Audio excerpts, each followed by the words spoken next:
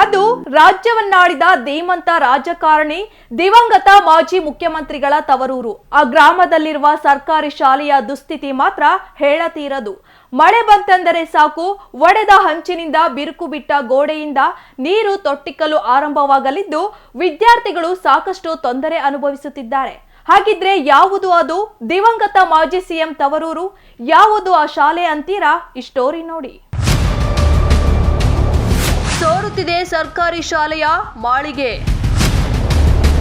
ಬೀಳೋ ಹಂತದ ಕೊಠಡಿಗಳೆಲ್ಲ 4-5 ವರ್ಷಗಳಿಂದ ನಡೆಯುತ್ತಿದೆ ಬೋಧನೆ. ದಿವಂಗತ ಮಾಜಿ ಸಿಎಂ BH ಪಟೇಲ್ ಅವರ ತವರೂರಿನಲ್ಲಿದೆ ಈ ಶಾಲೆ. ಶಿಥಿಲಗೊಂಡು ಅಲ್ಲಲ್ಲಿ ಬಿರುಕು ಬಿಟ್ಟಿರುವ ಶಾಲೆ, ಒಡೆದ ಹಂಚಿನಿಂದ ಸೋರುತ್ತಿರುವ ನೀರು. ಈ ದೃಶ್ಯ ಕಂಡು ಬಂದಿದ್ದು ದಾವಣಗೆರೆ ಜಿಲ್ಲೆಯ ಚನ್ನಗಿರಿ ತಾಲೂಕಿನ ಕಾರಿಗನೂರು ಗ್ರಾಮದ ಸರ್ಕಾರಿ ಹಿರಿಯ ಪ್ರಾಥಮಿಕ ಶಾಲೆಯ ದುಸ್ಥಿತಿ. ಹೌದು, ಸ್ವತಂತ್ರ ಪೂರ್ವದಲ್ಲಿ ನಿರ್ಮಾಣವಾದ ಈ ಶಾಲೆ ರಾಜ್ಯವನ್ನಾಳಿದ ಮಾಜಿ ಮುಖ್ಯಮಂತ್ರಿ ದಿವಂಗತ JH ಪಟೇಲ್ ಅವರ ತವರೂರು ಕಾರಿಗನೂರಿನಲ್ಲಿದೆ. ಮಳೆಗಾಲ ಬಂತೆಂದರೆ ಸಾಕು, ಈ ಶಾಲೆಯ ದುಸ್ಥಿತಿ ಆ ದೇವರಿಗೆ ಪ್ರೀತಿ. ಏಕೆಂದರೆ ಒಡೆದ ಹಂಚಿನಿಂದ ಬಿರುಕು ಬಿಟ್ಟ ಗೋಡೆಯಿಂದ ನೀರು ಸೋರಲು ಆರಂಭಿಸುತ್ತದೆ. ಕಳೆದ 4-5 ವರ್ಷಗಳಿಂದ ಈ ಶಾಲೆಯಲ್ಲಿ ಇದೇ ಪರಿಸ್ಥಿತಿ ಇದ್ದರೂ ಕೂಡ ಸಂಬಂಧಪಟ್ಟ ಇಲಾಖೆ ಅಧಿಕಾರಿಗಳು ಮಾತ್ರ ಶಾಲೆ ದುರಸ್ತಿಗೆ ಯಾವುದೇ ಕ್ರಮ ಕೈಗೊಂಡಿಲ್ಲ. ಮಳೆ ಬಂದು ಕೊಠಡಿಗಳಲ್ಲಿ ನೀರು ಸೋರಲು ಆರಂಭಿಸಿದರೆ ಮಕ್ಕಳು ನಿಂತುಕೊಂಡು ಪಾಠ ಕೇಳಬೇಕು, ಇಲ್ಲವೇ ಬೇರೆ ತರಗತಿಯ ವಿದ್ಯಾರ್ಥಿಗಳೊಂದಿಗೆ ಕುಳಿತು ಪಾಠ ಕೇಳಬೇಕಾದ ಪರಿಸ್ಥಿತಿ ಇದ್ದು, ಶಾಲೆ ದುರಸ್ತಿ ಮಾಡಿಸಿಕೊಡುವಂತೆ ವಿದ್ಯಾರ್ಥಿಗಳು STMC ಅಧ್ಯಕ್ಷರು ಮನವಿ ಮಾಡಿದ್ದಾರೆ.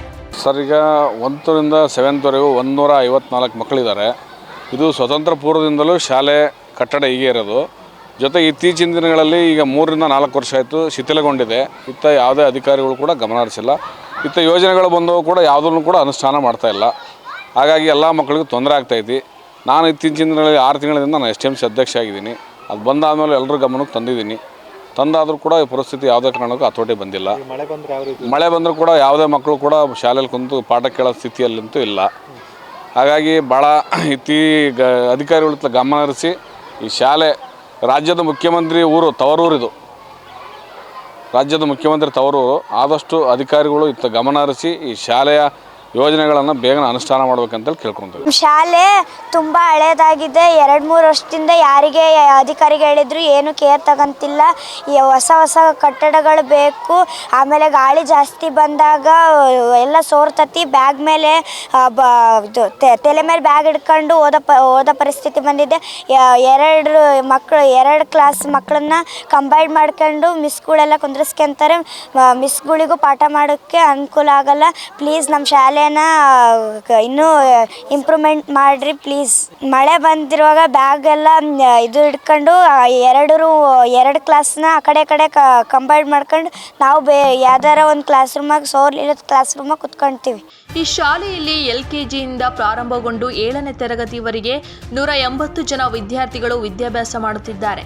ಇಲ್ಲಿ 8 ಜನ ಶಿಕ್ಷಕರಿದ್ದು 4 ಕೊಠಡಿಗಳನ್ನು ತುರ್ತು ದುರಸ್ತಿ ಮಾಡಿಸಬೇಕಿದೆ.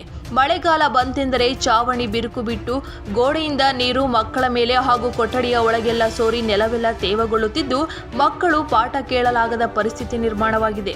ಅಷ್ಟೇ ಅಲ್ಲದೆ ಶಾಲೆಯ ದುಸ್ಥಿತಿ ಕಂಡು ಪೋಷಕರು ತಮ್ಮ ಮಕ್ಕಳನ್ನು ಬೇರೆ ಶಾಲೆಗಳಿಗೆ ಸೇರಿಸುತ್ತಿದ್ದು, ಕೂಡಲೇ ಸಂಬಂಧಪಟ್ಟ ಇಲಾಖೆ ಅಧಿಕಾರಿಗಳು ಶಾಲೆ ದುರಸ್ತಿ ಮಾಡಿಸುವ ಮೂಲಕ ಮಕ್ಕಳ ವಿದ್ಯಾಭ್ಯಾಸಕ್ಕೆ ಅನುವು ಮಾಡಿಕೊಡುವಂತೆ ಗ್ರಾಮ ಪಂಚಾಯಿತಿ ಸದಸ್ಯರು ಮನವಿ ಮಾಡಿದ್ದಾರೆ. ಸರ್, ಈಗ ಮಳೆಗಾಲ ಬಂತ ಅಂದ ತಕ್ಷಣ ಏನಾಗ್ತೈತಿ, ಪಂಚಾಯತಿಗೆ ಬರ್ತಾರೆ. ಪಂಚಾಯತಿಗೆ ಬಂದು ಮಾಸ್ಟರ್ಗಳೆಲ್ಲ ಅರ್ಜಿ ಕೊಡ್ತಾರೆ, ಸ್ವಲ್ಪ ಬಿಲ್ಡಿಂಗ್ ರಿಪೇರಿ ಮಾಡಿಕೊಡ್ರಿ ಅಂತಂದೇಳಿ. ಪಂಚಾಯತಿಗೆ ಈ ಶಾಲೆನ ಅಭಿವೃದ್ಧಿ ಮಾಡೋಷ್ಟು ಅನುದಾನ ಬರಲ್ಲ. ಏಕೆಂದರೆ ಪಂಚಾಯತಿ ನಡೆಸೋದೇ ಕಷ್ಟ ಆಗಿರ್ತೈತಿ. ಏನು ಊರಿನ ಸ್ವಚ್ಛತೆ ಆಗಿರ್ಬೋದು, ನೀರಿನ ಮೇಂಟೈನ್ ಮಾಡೋದಾಗಿರ್ಬೋದು, ಇಷ್ಟಕ್ಕೆ ನಮಗೆ ಬಂದಿರೋಂಥ ದುಡ್ಡು ಸಾಲಾಗ್ತೈತಿ. ಬಟ್ ನಾವು ಪ್ರತಿ ವರ್ಷವೂ 2 ಲಕ್ಷ ಹಾಕೊಂಡು ಮಾಡಬೇಕು ಅಂತ ಅಂದ್ಕೊಂಡಿದ್ದೀವಿ ಒಂದೊಂದು ರೂಮ್ನ. ಬಟ್ ಲಾಸ್ಟ್ ಟೈಮು ಯಾವುದೋ ಒಂದು 10 ಲಕ್ಷ ಅನುದಾನ ಅಂತಂದು ಹಾಕಿದ್ರು. ಆ 10 ಲಕ್ಷ ಅನುದಾನದಲ್ಲಿ ಕೆಲಸ ಸ್ಟಾರ್ಟ್ ಆಗ್ತೈತಿ ಅಂತ ಹೇಳಿದರು, ಬಟ್ ಸ್ಟಾರ್ಟ್ ಆಗಲಿಲ್ಲ. ಪ್ರತಿ ವರ್ಷ ಮಳೆಗಾಲ ಬಂತಂದರೆ ಪಾಪ ಹೆಡ್ ಮಾಸ್ಟರ್ ಆಗಿರ್ಬೋದು, ಸ್ಟಾಫ್ಗಳಾಗಿರ್ಬೋದು ಬಂದು ಅರ್ಜಿ ಕೊಡ್ತಾರೆ, ಏನೋ ಶಾಲೆ ಸೋರ್ತಿದೆ ಅಂತಂದೇಳಿ. ಬಟ್ 154 ಸ್ಟ್ರೆಂತ್ ಇದೆ. ಈಗ ಒಂದು 20-30 ಮಕ್ಕಳು ಬಿಟ್ಟು ಹೋಗಿದ್ದಾರೆ ಶಾಲೆನ. ಯಾಕೆಂದರೆ ಶಾಲೆ ಪರಿಸ್ಥಿತಿ ನೋಡಿ, ರೂಮ್ ಸೋರೋದು ನೋಡಿ ಪೇರೆಂಟ್ಸ್ಗಳು ಬಂದು ಮತ್ತು ಬೇರೆ ಶಾಲೆ ಸೇರಿಸ್ತಾ ಇದ್ದಾರೆ. ಲಾಸ್ಟ್ ಟೈಮು ಈಗ ಕೊರೋನಾ ಬಂದ ಟೈಮ್ನಿಂದ ಏನಾಯಿತು, ಗೌರ್ಮೆಂಟ್ ಶಾಲೆ ಭಾಳ ಅಡ್ಮಿಷನ್ಗಳು ಆಗಿದ್ವು. ಕೊರೋನಾ ಬಂದಾಯಿತು, ಆಮೇಲೆ ಬೇರೆ ಬೇರೆ ಕಡೆಯಿಂದ ಮಕ್ಕಳನ್ನೆಲ್ಲ ಸೇರಿಸಿದ್ರು.